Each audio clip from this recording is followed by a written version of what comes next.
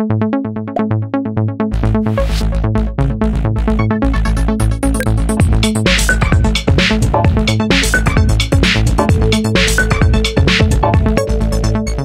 is wonderful to be here with all of you, and I am grateful to be here with you who are so dedicated to spreading the truth about the beautiful gift of human sexuality. You are truly a leaven in the church and in the world. Most people do not think that a bishop talks about sexuality. After all, they say, he's celibate, so why would he talk about that? But the truth is, the church has many positive things to say about the gift of our sexuality. Did you know that when the Sistine Chapel was being renovated, St. John Paul the Great told the restorers to remove the fig leaves placed on some of Michelangelo's figures? When the restored frescoes were unveiled in 1994, St. John Paul II recalled Genesis 2:25, which says, "The man and his wife were both naked, yet they felt no shame." This was the state of original innocence. Adam and Eve both experienced a level of communion with each other that was immersed in interior and exterior peace. They were undisturbed by its sinful inclinations to see each other as anything other than a person made in the image and likeness of God. As he looked out upon the story of salvation painted by Michelangelo, St. John Paul II declared, "The Sistine Chapel is precisely, if one may say so, the sanctuary of the theology of the human body."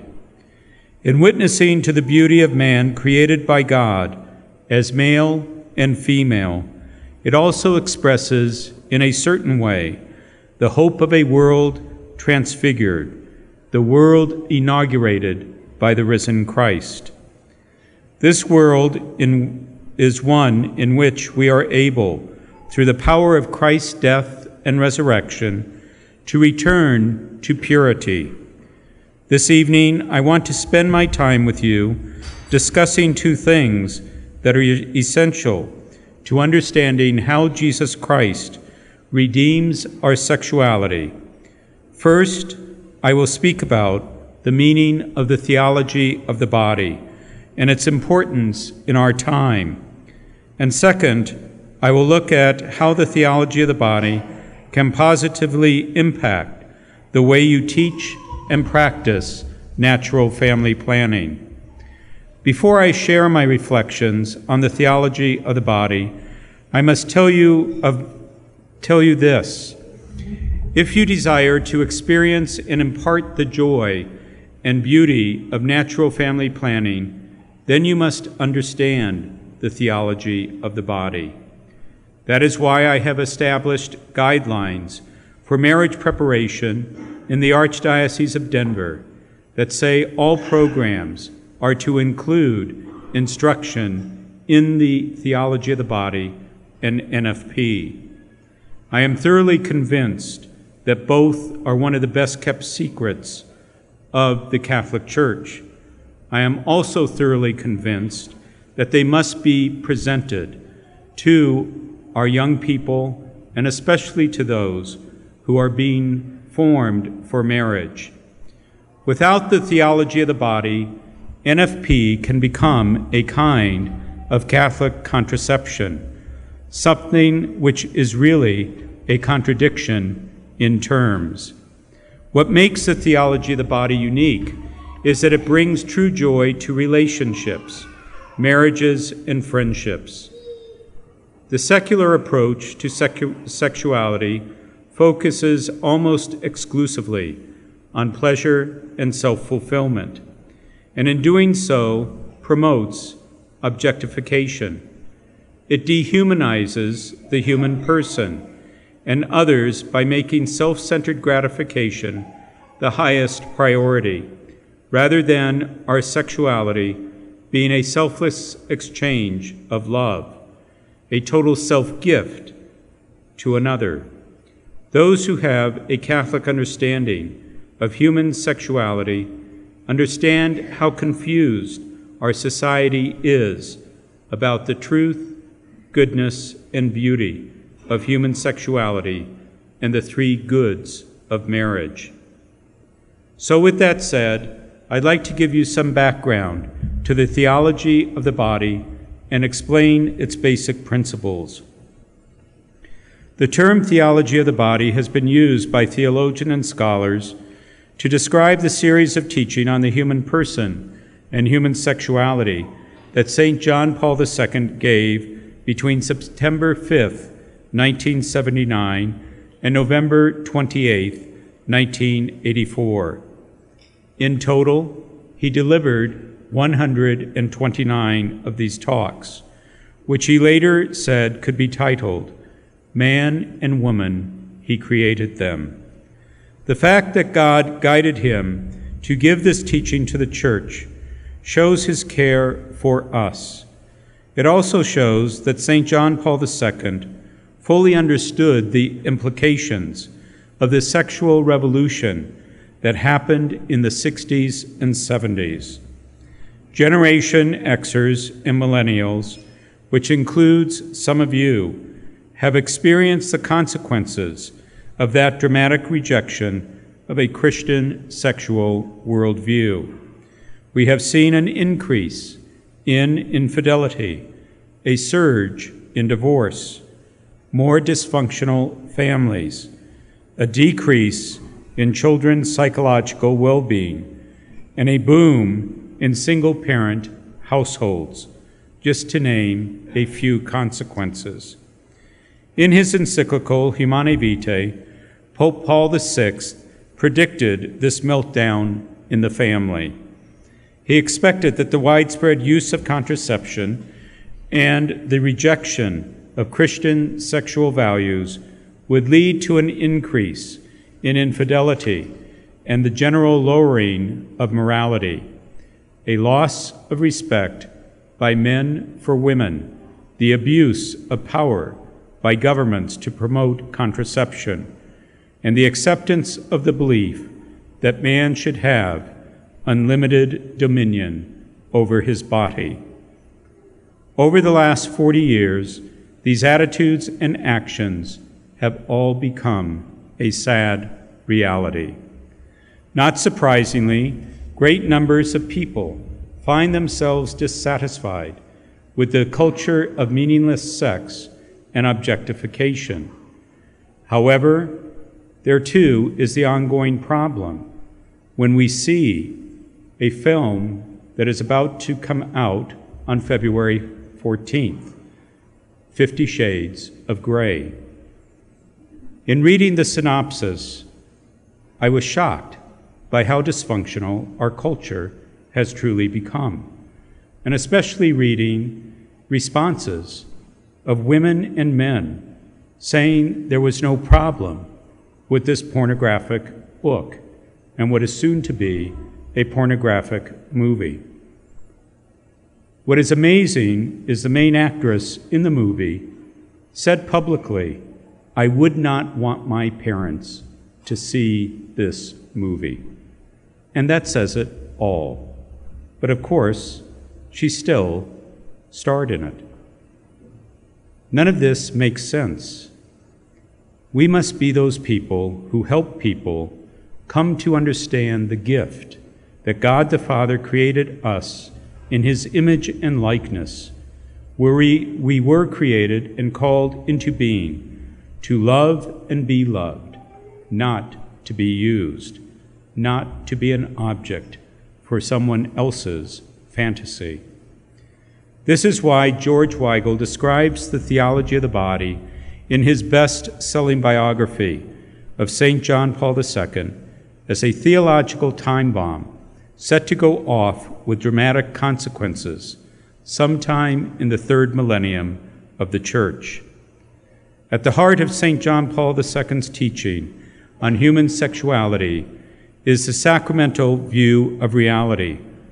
This means that the things that we are able to see have deep meaning and purpose that go beyond the visible. In the case of our bodies, this is especially true. Certainly, bodily actions are connected to certain spiritual actions and realities. To quote one of his early Theology of the Body catechesis, the Holy Father stated, "The body, and only the body, is capable of making visible the invisible realities, the spiritual and divine." Put another way, our bodies have a language that can teach us about ourselves and about the mystery of God's inner life. As Pope John Paul II explained, the body was created to transfer into the visible reality of the world the invisible mystery hidden in God from time immemorial, and thus to be a sign of it. Here it might be helpful for me to offer some concrete examples. The larger bone structure and faster metabolism of a man indicates that he is designed to protect and provide. The physique of a woman indicates that she is oriented toward drawing others and toward nurturing. These physical traits point to the emotional and spiritual realities of who we were created to be. More obviously, perhaps, is the way that a man's sexual organs are shaped for initiation, while a woman's are oriented toward receiving. A man is made for a woman, and a woman for a man. I can still remember at World Youth Day in 2013 as a catechist bishop, when I was speaking with young people who were raising all sorts of questions about same-sex unions. Some of them in support, some of them opposed, and asking, why does the church teach what she teaches? And I mentioned theology of the body, and they looked at me, not having heard of it, and I said, it is one of the most important teachings of the pontificate of John Paul II. And I said, the simplest answer I can give you is one that may be a little bit graphic. But I ask you very simply, look at your bodies. And a man's body is made for a woman, and a woman's body for a man. And the light clicked. Some of them gasped when I said, a man's body is not made for a man's. Just look at it. Or a woman's not for a woman.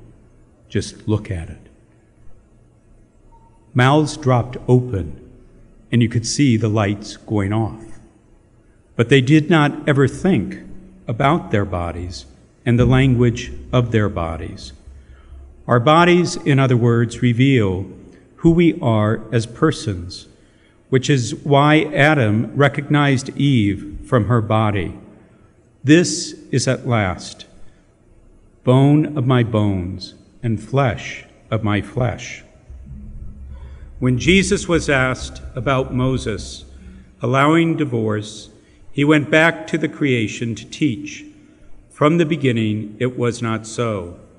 For that same reason, to understand the language of our bodies and the spiritual dimension of our being, we must look to Adam and Eve's existence before they sinned. Adam knew that he needed another person able to receive the gift of himself, another person to exist in a profound communion of love, and he experienced becoming one flesh with Eve. Only in the union of man and woman is it possible for one flesh to come about. But what does this teach us about God? By looking at how we were created to communicate love, we are able to learn about the life of the Trinity. We see that the Father, Son, and Holy Spirit fully and faithfully give and receive love from each other. This exchange of love is also fruitful, giving birth to creation and mankind. The Catechism of the Catholic Church teaches each of the sexes is an image of the power and of the tenderness of God, with equal dignity, though in a different way. When a couple's relationship is characterized by a love that is free, total, faithful, and fruitful, then they are able to experience the joy God intended for them and so reflect God's love to the world. But Scripture tells us that once Adam and Eve sinned and damaged their relationship with God, their eyes were opened and they knew they were naked. In their original state of innocence, the purity of their hearts prevented them from viewing each other as objects of selfish desire. But with the fall, the temptation to use each other and treat each other as objects arose. This is the world we live in now, and the use of contraception that has become so prevalent has made this temptation even easier to fall into. St. John Paul II introduced a new and helpful way of understanding why using contraception is wrong. He compared human sexual activity to the speaking of a language and the act of contraception to lying. Let me explain. When a couple makes their wedding vows, they commit themselves to freely, faithfully, and fully love each other and to remain open to children that may come from that love in accordance with God's will. The commitment is what John Paul II means when he speaks of reading the truth about marriage in the language of the body. Married couples, he says, should read the same language again when they engage in the sexual act. In other words, the marital act should be a participation in and a recommitment to their marriage vows. When this is the case, they say with their bodies once again what they said on their wedding day: I freely and faithfully give myself to you. I gratefully receive your gift of self to me. And together we open ourselves to receiving any and all children that God wills to give us. With their bodies, they participate in and communicate God's plan for men and women. They conform to the truth about human love revealed by Christ. And by conforming to that truth, they will be set free in their love for one another. And they read the language of the body in truth. But when a couple uses contraception, they contradict that message of total self-giving and receiving. They say, rather, I give you part of myself, but I also deliberately withhold part of myself. By withholding their fertility from each other, they also say, we are not open to new life. This is how using contraception is like lying. With their bodies, the couple performs an action that has the objective meaning of, I give my whole self to you. But the reality is, the couple does not give everything to each other. They hold back a part of themselves. This is why the act of contraception is deceptive. The modern sexual worldview twists the language of the body into a language of selfish self-gratification. Rather than giving oneself and receiving and treasuring the other, I grasp the other person like an object and then discard them when I'm done. Pope Paul VI's predictions have unfortunately been realized. Women and men are no longer people to be loved, but things to be used and controlled for the sake of pleasure. This is the environment that is forming the men and women you are teaching about NFP. For that reason, I would like to mention 2 ways that theology of the body can influence the way you teach and practice NFP. I recently read an article on CNN about 2 factors leading more women to use NFP. The first reason is they don't like the negative physical side effects of hormonal contraception. And the second is the growing number of smartphone apps like Kindara, Glow, or Ovuline that are making charting easier. Many of the women using these apps are doing so because they are worried about putting hormonal birth control into their bodies. They believe that what is natural is best, and this provides an opening for the Church's teaching about men and women being called to free, full, faithful, and fruitful love, the way we were naturally made. The message of not telling a lie with the language of our body might also ring true with the same desire to be natural. Although they may not express it this way, the inclination comes from the natural law, those truths that God wrote on our hearts when He created us.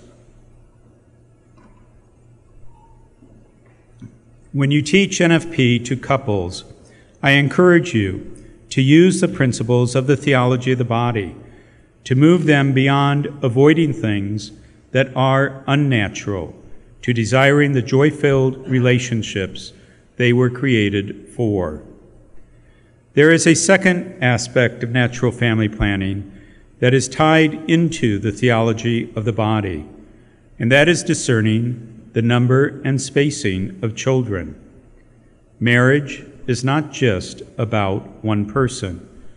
It is about a communion of 2 people. In the sexual act, the 2 truly become one in the gift of their children. In the same way, the process of discerning what God is calling both of you to do with the blessing of your fertility should be an experience of communion. Because married couples image the communion of life and love found in the Trinity, they are called to strive for that same communion in their discernment by seeking physical, spiritual, and emotional unity. Achieving this union requires self-mastery, intimacy within the heart of the Trinity, and an awareness of each other's emotional needs.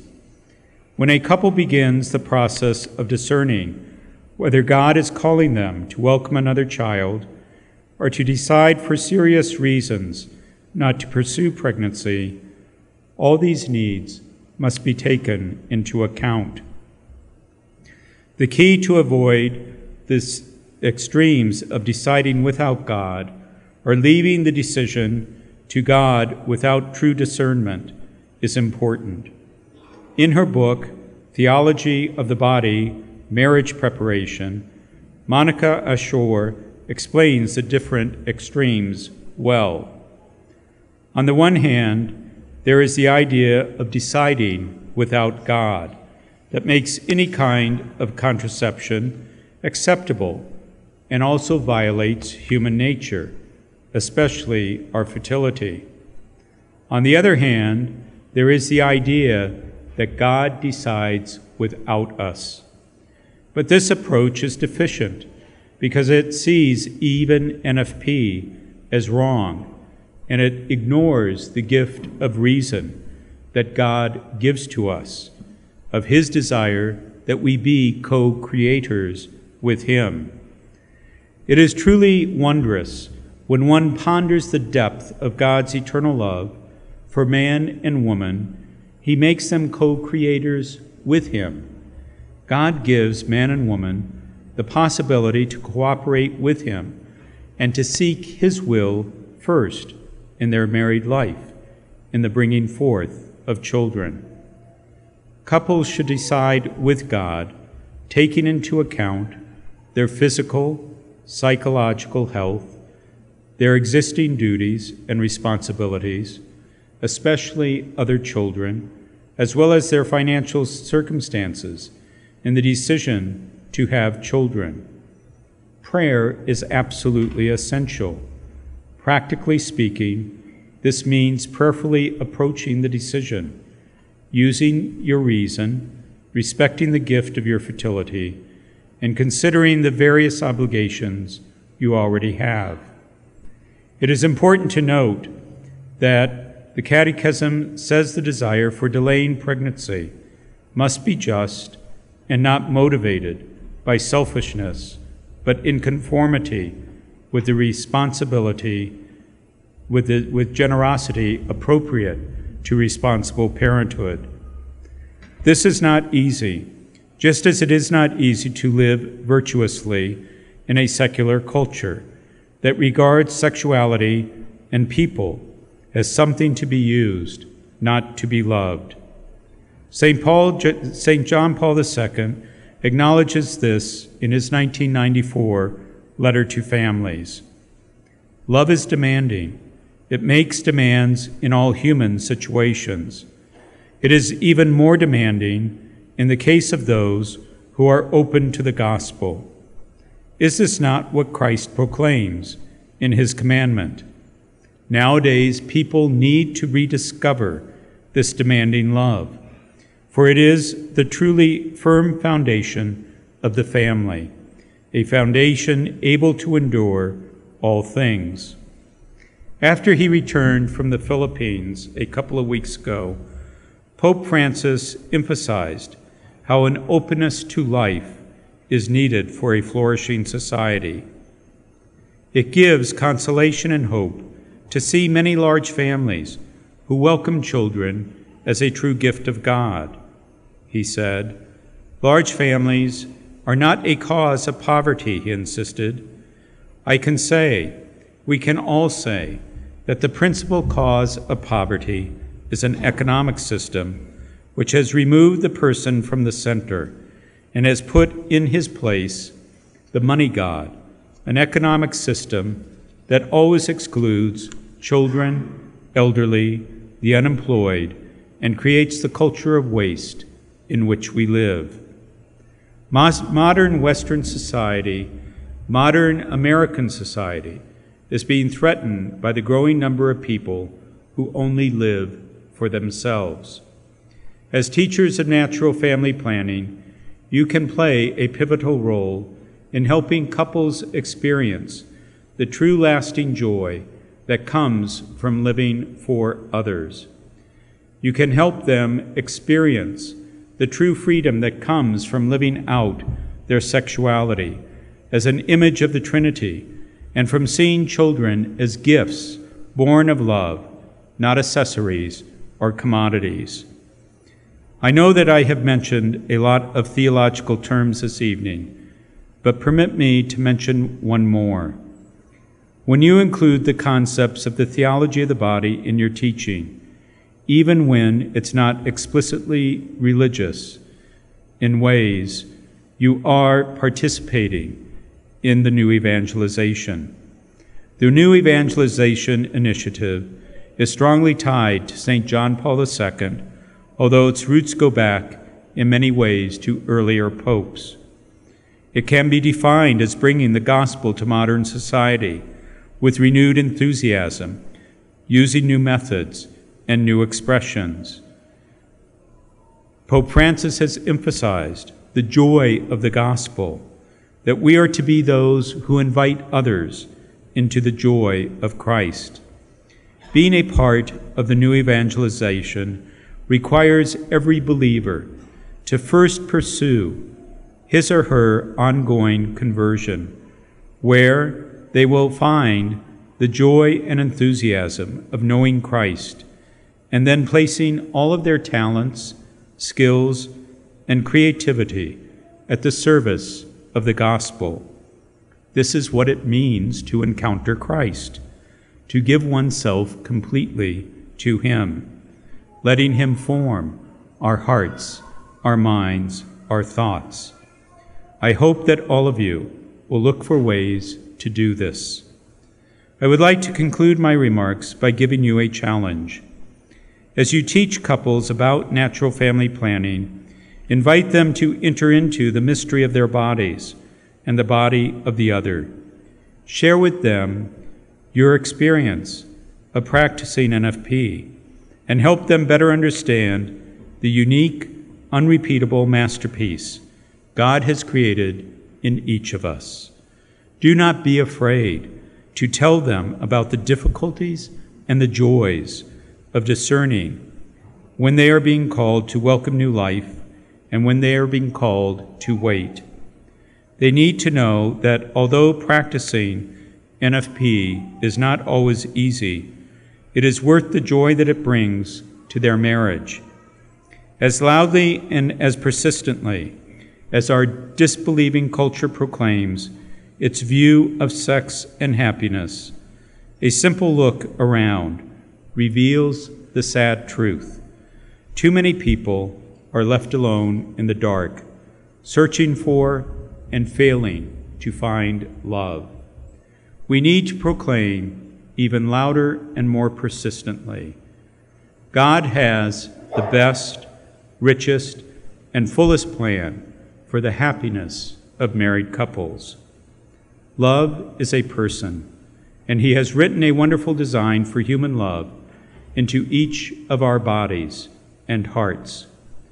Tonight, as your Archbishop, I entrust you with the essential task of communicating his love to those who are forming our future society. Because in the words of St. John Paul the Great, as the family goes, so goes the nation, and so goes the whole world in which we live. I thank you for your willingness to teach couples NFP. You are truly a blessing to the mission of Christ and the Church. You fill my own heart with joy when I hear from young couples their joy in coming to know natural family planning.